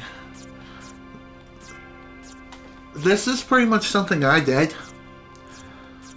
And there is one last thing I would like to show off, but of course I need to go to Destiny Islands first.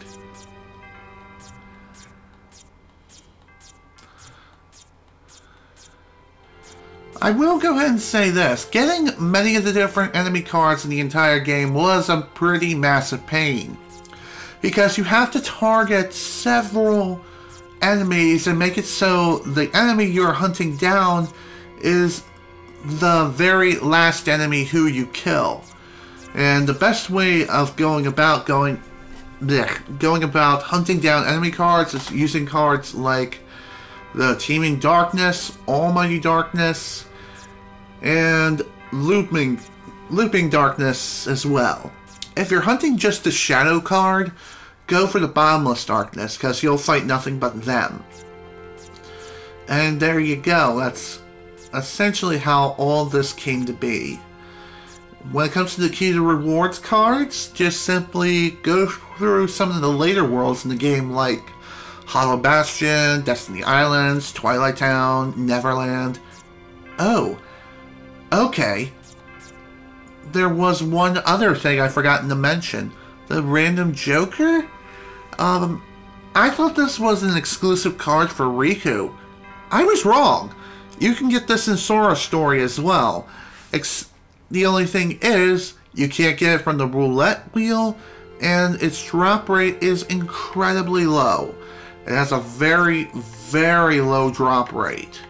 So, it may take you a very long time until you're able to fully complete Sora's collection. But that's that. Gold card, allow cards to be reloaded. Receive no damage, it's invincible. There you go. And you can take up to 20 attacks. Alright. One last thing to show off, and then we will finally bring this game to a close. Let's go to Destiny Islands. Because right now, I'm going to show you my favorite deck and my favorite level up method. Even though we're only 2 hours into this session, I really do not care. So, here we go. Just throw down the Red Nocturne and unleash hell. And there we go. Everyone is dead. You can get a ton of experience just simply going through Destiny Islands and fighting every enemy that you see, and create as many rooms as you can. Create as many rooms as you can and just keep going through Destiny Islands over and over again until you eventually loop through and go through the Conqueror's Reprise, in which case just simply warp back down to floor number 12 and repeat the process over and over. And if you're overstocked with map cards, just go to the key of the reward card door, and once you're there, just throw down whatever cards you feel like you need to throw away. There is also one other thing I need to mention too, and that is how do you get some of the enemy cards, such as the Organization 13 members from the card collection? Well, all the Organization 13 members, including Xemnas, Zigbar, Zaldin, Vexen, Lexius, Zexen, Syax, Axel, Demix, Luxord, Marluxia, Larxene, and Roxas. A lot of the Organization 13 cards can only be acquired within the key to reward rooms, and they can only be acquired after you finish watching the entirety of Kingdom Hearts 358 over 2 days, the movie, within any HD collection. When it comes to the PlayStation 2 version of the game, I think they'll become available immediately for pickup within treasure rooms and also the key to reward rooms too. Speaking of treasure rooms, some of the Organization 13 member cards, I think, are also hidden within treasure rooms as well, but then again, I think it only applies for certain Organization 13 members, such as Xemnas. And as for some of the other exclusive cards from that are acquirable through means of watching Kingdom Hearts 358 over 2 days, those cards are like okay, these you can get for completing the game. The Ultima Keyblade becomes available once you beat Sora's story completely, so you would have to go back and go to like a Moogle room or a treasure room and pray that you pull one of these out. As for these Keyblades, all the way to here, you have to clear Kingdom Hearts 358 over 2 days just by simply watching the movie in its entirety. It's over 3 hours long, so if you're going to do that, grab a bag of popcorn. You're going to need it. And maybe even a box of tissues too. And I don't know if there's anything else that I really need to mention as far as card collection is concerned. All the other cards you pretty much get as you play through the game. And by the end of it all, you should have approximately 70% of all cards collected for Sora's story. And with that, folks, that is the end of Kingdom Hearts Chain of Memories. I have 100%ed the game already, so playing through the game again, I could just simply show off the 100% completion bonus. And once you've finished Chain of Memories, or any Kingdom Hearts game, by finish I mean you just simply beat the game once, whether you're playing through a single story or multiple stories, if you return to the game selection menu, once it loads up, you will be given a downloadable background under the Extras tab. And depending on which game you beat, you will get that particular game's background. So for example, you unlock this for beating Kingdom Hearts 1, this one for beating Kingdom Hearts 3, Kingdom Hearts Chain of Memories, this one for watching Kingdom Hearts 358 over 2 days, the movie, this one for beating Kingdom Hearts 2, This one for completing a single story within Kingdom Hearts Birth by Sleep. And this one for enduring Kingdom Hearts Recoded. Gotta say, not exactly the best of rewards for enduring through the entire movie, but hey, what can you do? It is just a movie. Thankfully. So it can just simply be ignored and you don't have to worry about it ever. So with that, that's it. That's Kingdom Hearts Chain of Memories. The game is complete. We are finished here. I showed off everything that I needed to show off. I showed off my tactical nuke deck and the best way to level grind for Sora, as well as Riku to an extent. But anyway, that's done. That's the end of the game. We are finished. So, yeah, we're good. We're done. This is General Snivy with Let's Play Kingdom Hearts Chain of Memories. Thank you all so much for watching, and if you enjoyed this live stream, great. And if you enjoyed this video and this Let's Play, please remember to leave a like.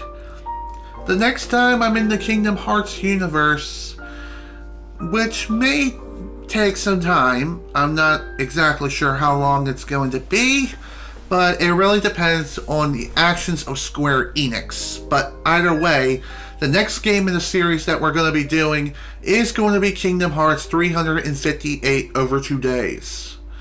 How do you say that title? Some people say it as 358 days over 2. Some people say it, like I said, 358 over 2 days. I say it like a freaking math equation. 358 over 2 days. That's how I say it. And I'm going to say it again when I start that Let's Play, eventually. As far as when I'm going to do it, I'm looking at least a year or two in the future. Like sometime in 2019 or 2020. It depends on whether or not Square Enix decides to bring the Kingdom Hearts HD collection to PC and Steam. If they decide to do that, then modders can probably re-add the missing games and just replace the movies with playable versions of 358 over 2 days and Recoded. I mean, it's always a possibility and a man can dream. What can I say? But if it doesn't happen, then I'll just play the DS version. I do have the DS version of 358 over 2 days.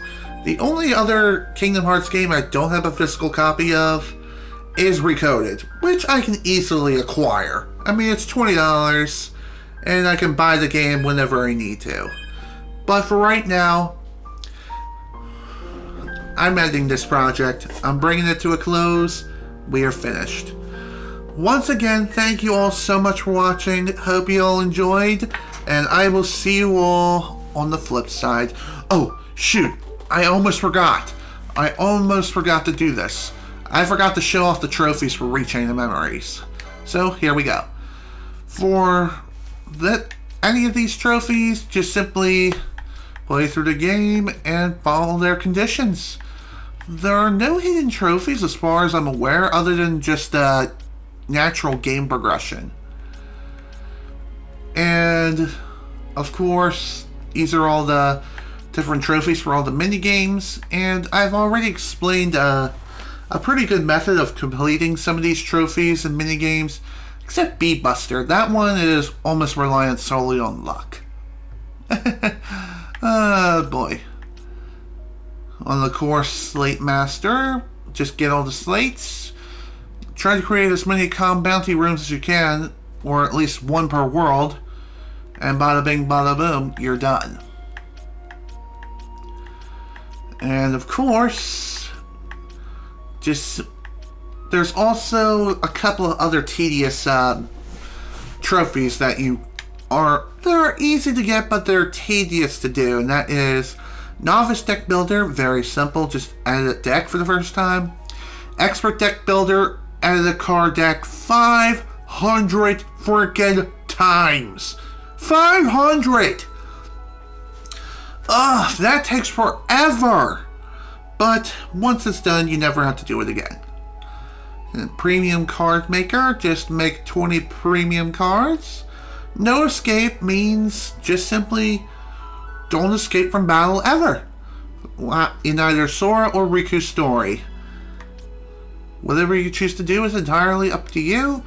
And Level Up Master is Level Master Sora. Just simply get Sora and Riku up to a maximum level of 99. And there you go. Easy peasy lemon squeezy. And as for some of these other trophies such as Card Breaker, these will be given to you as you play through the game. And this one is pretty easy to get to. And I've actually gotten pretty close to dying a couple times trying to get this trophy, even though it wasn't really that bad whatsoever. It just happens naturally as you're playing through the game. And with that, we're done. Obtained over 300 battle cards. Again, you'll get that as you progress through the game. Pretty much. And that's all the trophies for Kingdom Hearts Rechain of Memories. You get there are 2 gold trophies, 9 silver trophies, and 36 bronze trophies. All of them together will give you 1 platinum trophy. There you go. That's Kingdom Hearts Rechain of Memories. Thank you all so much for watching. Hope you all enjoyed this live stream, and I will see you all later. For real this time, we are finished. That's everything. So long for now.